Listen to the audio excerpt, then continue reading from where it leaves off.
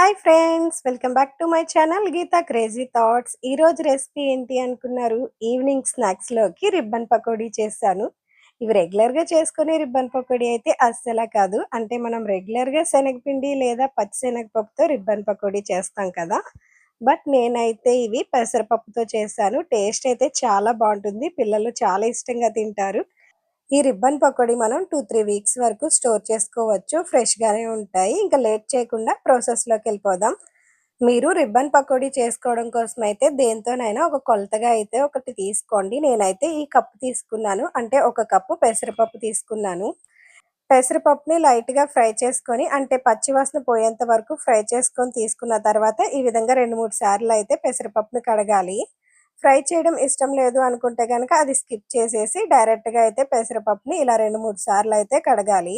ఈ వీడియోలో అయితే నేను కూడా పెసరపప్పుని ఫ్రై చేయకుండా డైరెక్ట్‌గా అయితే 2, 3 సార్లు శుభ్రంగా కడిగేసి కుక్కర్‌లో తీసుకున్నాను. ఒక కప్పు పెసరపప్పుకి 2 గ్లాసులు వాటర్ వేసుకున్నాను. కుక్కర్‌లో పెసరపప్పు పెట్టడం ఇష్టం లేకపోతే డైరెక్ట్‌గా కూడా పెట్టొచ్చు. పెసరపప్పు త్వరగానే ఉడికిపోతుంది. కుక్కర్ 2, 3 విజిల్స్ వచ్చిన తర్వాత స్టవ్ ఆఫ్ చేసుకొని పప్పు వేడిగా ఉన్నప్పుడే స్మాష్ చేసుకోవాలి. పెసరపప్పు బాగా మెత్తగా ఉడికిన తర్వాత ఇలా స్పూన్‌తో స్మాష్ చేసినా కూడా చాలా మెత్తగా అయితే అయిపోతుంది. లేదంటే మీ దగ్గర స్మాషర్ ఉంటే గనక దాంతో మెత్తగా అయితే చేసుకోండి. ఇవేవి కాదు అనుకుంటే గనక పెసరపప్పు కొంచెం చల్లారిన తర్వాత మిక్సీ పట్టి తీసుకోండి. అప్పుడు ఇంకా మెత్తగా అయిపోతుంది. తర్వాత ఒక ప్లేట్‌లోకి పెసరపప్పు ముద్దనైతే తీసుకోవాలి.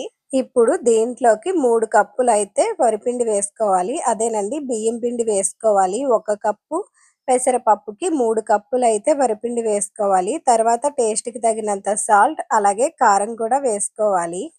ఇందులో ఒక 2 స్పూన్స్ వాము కూడా వేసుకోండి. ఆ వీడియో క్లిప్ అయితే మిస్ అయింది. మీకు నచ్చితే నువ్వులు కూడా వేసుకోవచ్చు. బట్ నేనైతే వేయలేదు.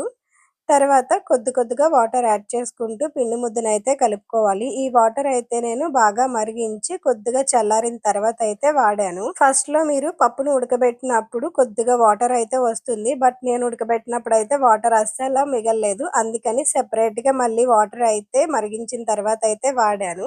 మీరు ఫస్ట్‌లో పప్పును ఉడకబెట్టినప్పుడు అందులో కొద్దిగా వాటర్ గనక మిగిలాయనుకోండి, అవి పక్కన పెట్టుకొని ఇలా పిండి ముద్ద కలిపినప్పుడైతే ఆ పప్పు వాటర్‌నైతే యూజ్ చేసుకోవచ్చు. ఈ పిండి ముద్దని బాగా కలుపుకున్న తర్వాత అయితే ఒక హాఫ్ అన్ అవర్ అలా పక్కన పెట్టుకోవాలి. అలా పెట్టుకోవడం వలన రిబ్బన్ పకోడీ బాగా వస్తాయి. రిబ్బన్ పకోడీ వేసుకోవడానికైతే ఈ ప్లేట్ అయితే కంపల్సరీ ఉండాలి. మనం జంతికలు చేసుకునేది ఉంటుంది కదా, దాంతోనే ఈ ప్లేట్ కూడా ఇస్తాడు. ఫస్ట్ మనం రిబ్బన్ పకోడీ వేసుకునే ముందు సరిగ్గా వస్తుందో లేదో ఒకసారి అయితే చెక్ చేసుకోవాలి. నేను కారం కొంచెం ఎక్కువగా వేశాను, అందుకని రెడ్ కలర్‌లో ఉంది. మీరు కారం వేసుకునేటప్పుడు చూసి వేసుకోండి. లేదు, మీకు రిబ్బన్ పకోడీ బయట కొన్నట్టు యెల్లో కలర్‌లో రావాలి అనుకుంటే గనక పచ్చిమిర్చి, అల్లం మిక్సీ పట్టి వేసుకోండి. లైట్‌గా పసుపు కూడా వేసుకోండి. అప్పుడు యెల్లో కలర్‌లో వస్తుంది. రిబ్బన్ పకోడీ అయితే చాలా వస్తుంది. ఇంకా ఇప్పుడైతే మనం రిబ్బన్ పకోడీ వేసేసుకోవచ్చు. ఇప్పుడు డీప్ ఫ్రైకి కావాల్సినంత ఆయిల్ పెట్టుకొని, ఆయిల్ బాగా హీట్ అయిన తర్వాత ఒక చిన్న ముద్దనైతే వేయండి. అంటే ఆయిల్ బాగా హీట్ అయిందో లేదో చెక్ చేసుకోవడం కోసం. ఇది హీట్ అయింది అని తెలిసిన తర్వాత ఆ చిన్న ముక్కనైతే తీసి పక్కన పెట్టేసి ఇప్పుడైతే మనం రిబ్బన్ పకోడీని వేసేసుకుందాం. చూసారు కదా, ఈ విధంగా రిబ్బన్ పకోడీనైతే వేయాలి. బట్ కొంచెం గట్టిగా అయితే ప్రెస్ చేయాలి. లైట్‌గా ప్రెస్ చేస్తే ఇది అస్సలు రాదు. మనం ఆయిల్‌లో వేసిన వెంటనే ఆయిల్ ఈ విధంగా నురగ కిందొస్తుంది. అప్పుడు అస్సల కదపకూడదు. ఆయిల్‌లో నురగ మొత్తం పోయిన తర్వాత పైకి తేలుతుంది. అప్పుడైతే దీన్ని ఇలా టర్న్ చేసుకోవాలి.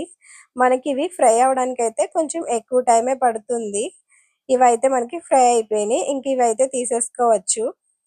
ఇవి ఫ్రై చేసుకునేటప్పుడే కరివేపాకు కూడా వేసుకొని ఫ్రై చేసుకోండి. టేస్ట్ బావుంటుంది. ఇవి ఇంకా ఫ్రై అయిపోయినాయి కదా, ఇవి తీసిన తర్వాత ఆయిల్ ఒక్కటే మళ్ళీ ఒక 2-3 మినిట్స్ అయితే మరగనివ్వాలి. అంటే ఆయిల్ బాగా మరిగిన తర్వాతే మళ్ళీ రెండో ట్రిప్ అయితే రిబ్బన్ పకోడీ వేసుకోవాలి. లేదు, ఫస్ట్ ట్రిప్ తీసిన వెంటనే సెకండ్ ట్రిప్ వేసాము అంటే గనక అప్పుడు రిబ్బన్ పకోడీ అస్సలు ఫ్రై అవ్వదు. చూసారు కదా, చాలా ఫ్రై అయింది కదా. నావైతే కొంచెం రెడ్ కలర్‌లో ఉంటాయి. ఎందుకంటే నేను వేసిన కారం కొంచెం బాగా కలర్ ఉంటుంది. ఇవైతే టేస్ట్ చాలా బావుంటుంది. అలాగే 2-3 వీక్స్ అయితే స్టోర్ చేసుకోవచ్చు మనం. మా సైడ్ అయితే వీటిని రిబ్బన్ పకోడీ అంటారు. కొంతమందయితే రిబ్బన్ జంతికలు అని కూడా అంటారు. మీ సైడ్ ఏమని పిలుస్తారో కింద కామెంట్స్‌లో చెప్పండి. అలాగే నా వీడియో మీకు యూజ్ అయినట్టు అనిపిస్తే గనక నా ఛానల్‌ని సబ్స్క్రైబ్ చేయండి ప్లీజ్. Thank you all.